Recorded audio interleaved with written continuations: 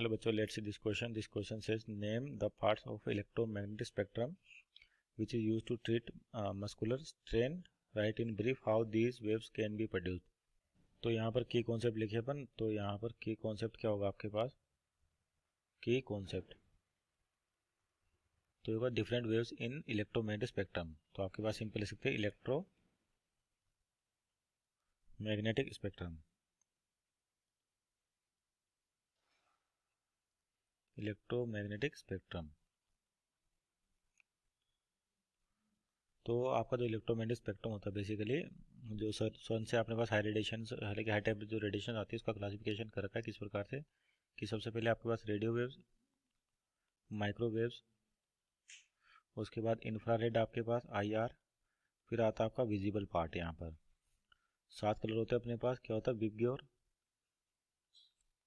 और उसके बाद आपके पास UV अल्ट्रावायलेट, फिर एक्स रेज, और फिर आपके पास गामा रेज, और उसके बाद हाई फ्रिक्वेंसी कॉस्मिक रेज. तो अपन जब रेडियो वेव से इधर चलें गामा रेज की ओर तो आपके पास जो होता है बेसिकली आपके पास यहाँ पर फ्रिक्वेंसी की वैल्यू बढ़ती है और वेवलेंथ आपकी डिक्रीज होती है.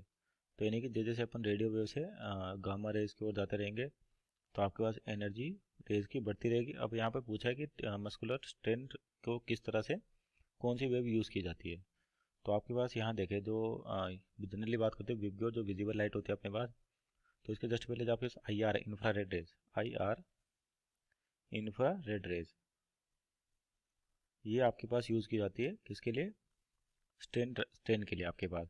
और क्यों यूज़ की जाती है? क्योंकि इसकी फ्रिक्वेंसी आपके पास कम होती है विजिबल लाइट से. और अगर मान लो UV, एक्सरे और गामा रेज लें तो इनकी फ्रिक्वेंसी काफ़ी ज़्यादा होती है कि हाई एनर्जी रेडिएशंस होती हैं. तो ये बॉडी को साइड इफेक्ट हो सकते हैं इनके. तो अपने पास जो ट्रीटमेंट के लिए जनरली यूज़ की जाती है इंफ्रारेड रेज.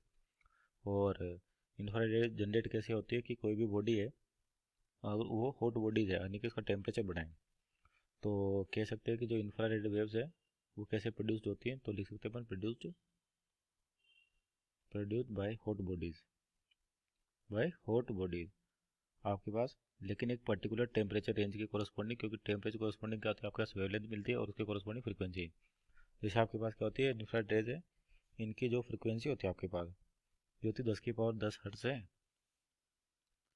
10 की पावर 14 हर्ट्ज तक.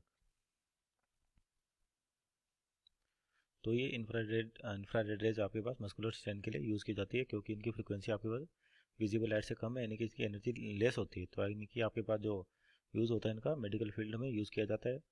और ये आपकी हाई फ्रिक्वेंसीज होती हैं जिनकी एनर्जी काफ़ी ज़्यादा होती है जो मसल सेल्स को डैमेज कर सकते हैं आपके पास. इसलिए IR आपका राइट आंसर होगा. Hope you understood well. Best of luck.